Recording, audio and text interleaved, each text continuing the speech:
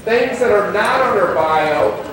She just told me, I knew she played softball all 4 years, but the first year she played softball, basketball, and ran track. No, I played volleyball. Volleyball. I don't run anywhere. So. You haven't run anywhere, right? She is an entrepreneur extraordinaire, and you can see from her bio what she has done. So, get started. So, help me welcome Jenny back to campus. Thank you.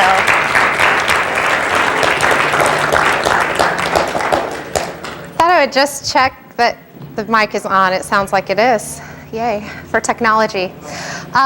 Well, first of all, thanks for having me back. I'm always excited to come back here. I will say that was a big goal of mine to be able to speak at DePauw. As a management fellow, I always admired the folks I listened to when I was awake and not returning from spring break right away. So I just had that as a big goal, and it's always nice to come back. I really appreciate Management Fellows being a great host. I appreciate all of you being here, and thank you for that nice introduction, Professor Lemon, wherever you are. So.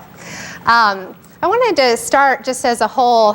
Professor Lemon stole my thunder just a little bit because I was going to start by saying that my claim to fame is that I went to school with Brad Stevens.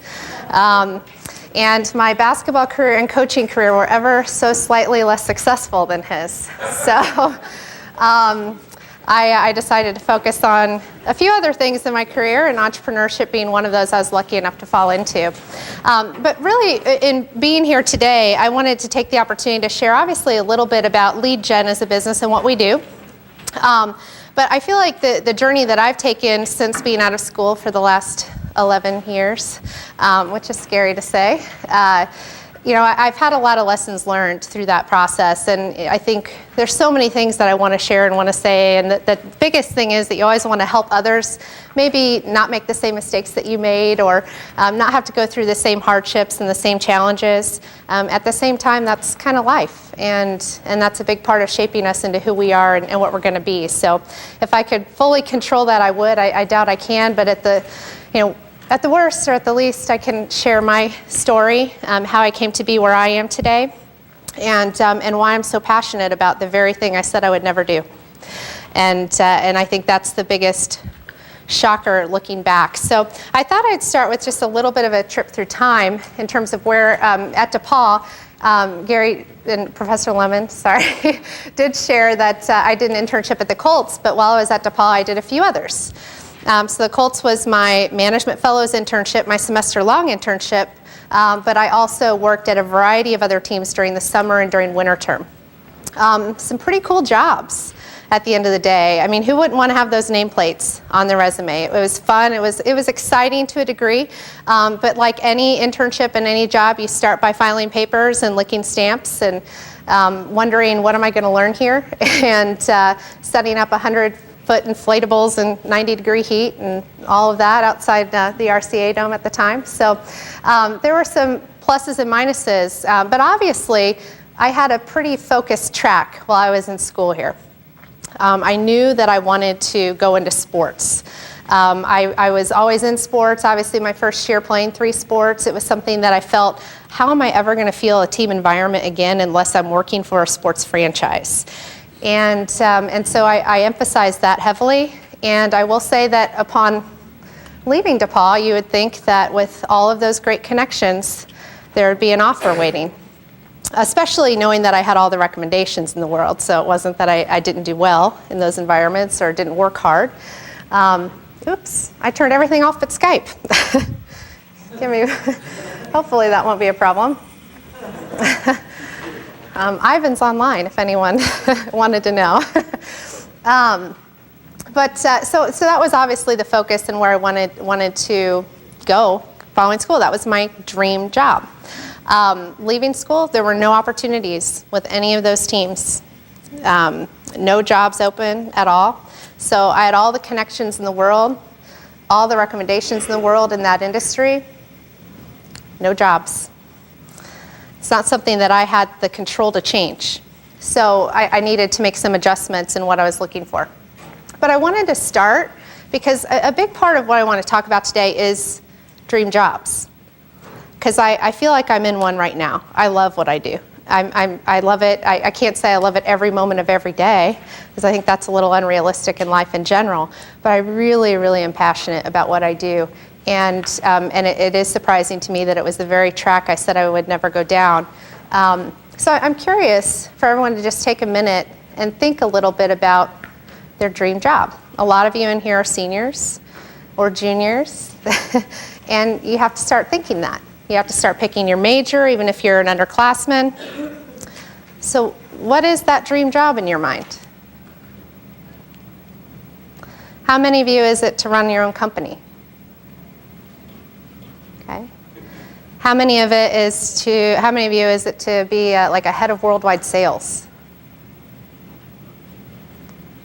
That's an honest man. I like that. Sales is something to think about, just as an FYI. I'll lecture you on that later. Marketing, head of marketing. Who wants to run marketing? Really passionate about marketing. Finance. Excellent. HR. Any HR folks? Operations or supply chain. Okay. How many of you is your dream job in inside sales? No one. Me either. So when I left school, and my mom was kind enough to remind me of this, what I was very adamant about saying when I was looking for a job. And so I had to open my mind outside of sports, and I felt like I was very open-minded. I just had two restrictions. My two restrictions were that I wouldn't do inside sales, and I wouldn't work for a high-tech company. Now, one thing about a high-tech company, I think, in all honesty, I was really afraid of that. I assumed high technology would mean I'd have to know something about computer programming or coding. I knew nothing about that. I was lucky I could find the on button on my computer. So in my mind, it was just, how could I contribute there? That can't be an industry that I would do well in. And then the other thing with inside sales is in sports, inside sales is very different. It's very consumer-oriented. So I had done ticket sales, and in ticket sales, literally for the Pacers, and I love the Pacers organization, and I did learn a lot there. I was literally in a trailer behind Market Square Arena with a phone book and a phone, and that was like my worst nightmare of inside sales, right? It's calling from the yellow pages, very little guidance, an afterthought, so much so that we weren't even in the building. And I didn't feel like I was strategically contributing. So those were my criteria: stay out of high tech, and then not go into inside sales. So of course, the first job that I took was in inside sales for a high tech company, and in all honesty, it was mostly a decision that I made out of financial need. It was, and I would encourage you to take a second and think about the job you don't want to do, that you're most afraid of, or think would be the least amount of fun, and challenge yourself a little bit about that. So that first job offer I got in inside sales was a blessing that came to me through Management Fellows. I was one of the few people that wasn't placed yet, and graduation was looming. So I didn't want to be the one person that killed our 100% placement ratio or whatever it was at the time. So that actually was a really compelling offer. It was a lot of money. And so I was thinking, well, this is something I said I would never do. It's a lot of money. I'll just take it, and that way I won't have to live at home, and then I can keep looking. And I really found with inside sales that it really, could be very strategic. It could be very honest. It could be very credible. And I could see tangibly how I was contributing to the bottom line. And I didn't get that until probably 4 or 5 months into that working relationship. So something that I just wanted to share in the context of dream jobs, and we're going to talk a little bit more about it towards the end of this, is what's the realistic path to get there? And thinking about someone like a Brad Stevens, who I think everyone would say is living a dream right now, and something that no doubt he worked very, very hard for. Did he start as a head coach? And if he did he start as a head coach for a 5th grade team or a high school team or junior high team before he ever had an opportunity to coach at the level he's coaching at? And did he have to pay his dues to get there, to have that dream job? And that's something that I feel like, I'm going to get on my soapbox for just a second, is sorely missing a little bit in our environment. I interview a lot of new college grads.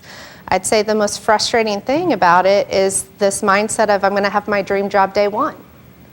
And I'm not going to have to work for it. I'm not going to have to pay my dues.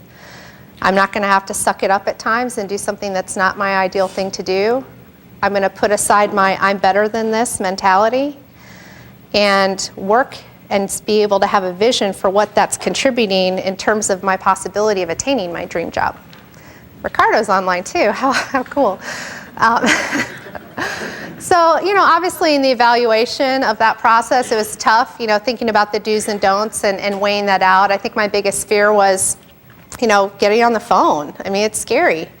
And cold calling and, bad lists and just all the nightmares that I had built up in my mind. Some I had experienced and just lots of stories that I had heard. But, what I really found is there's a big difference between business to business and business to consumer.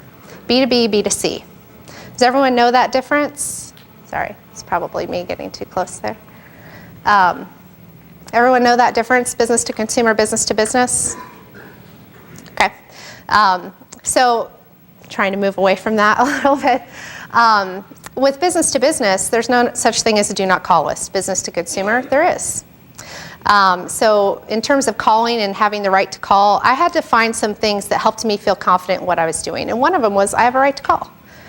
I'm calling people to talk to them about a solution that can impact their professional effectiveness in their environment. It's part of their job to evaluate these things. So I have a right to get in touch with them to talk about it. There's no such thing as a business do not call list that tells me I can't. And my ultimate goal is someday to have a lot of return calls. I went out to make as many outbound. But I wanted to share, some of those worst nightmares, but also in the context of LeadJen and what we do as a business today. And this is a set of slides that we walk through for some, worldwide marketing executives. So a lot of these slides, in terms of the learning, I'm going to try to make it very relevant to you.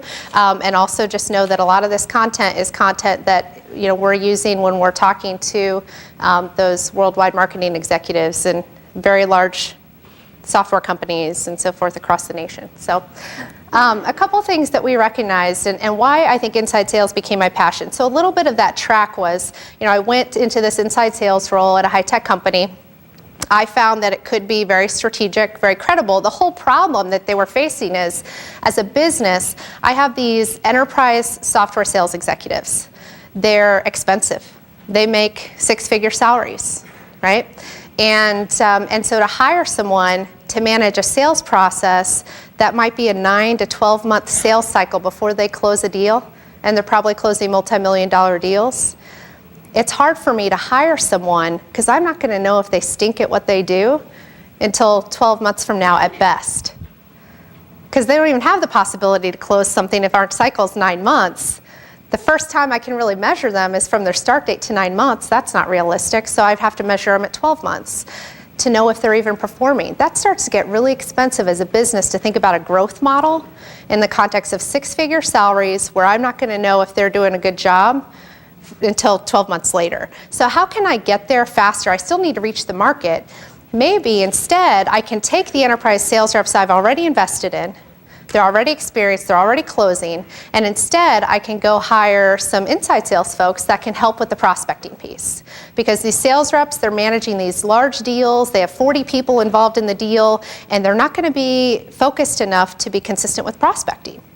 And prospecting, at the end of the day, gets us in the door, right? Those are trying to find the people we need to meet with in those companies that are playing a role in our decision process, whether they're the person that's the executive buyer, whether they're the champion, whether they're a coach in the process or an influencer in the process. I need to start getting in front of those people. So inside sales, internal resource, less travel budget. I can see if they're effective quickly, probably within 15 days. This is a way for us to get there. And I was one of the founding members of that team and that philosophy. So with that, the great thing about the company I was at, we sold enterprise marketing software, is we knew a lot about the companies that would buy from us. We knew that we had success selling to financial services companies. We knew that we had success selling to pharma companies. So when we started the process, we didn't make probably the best decisions. We bought these lists. Half of them were irrelevant, half of them were inaccurate. We wasted a lot of time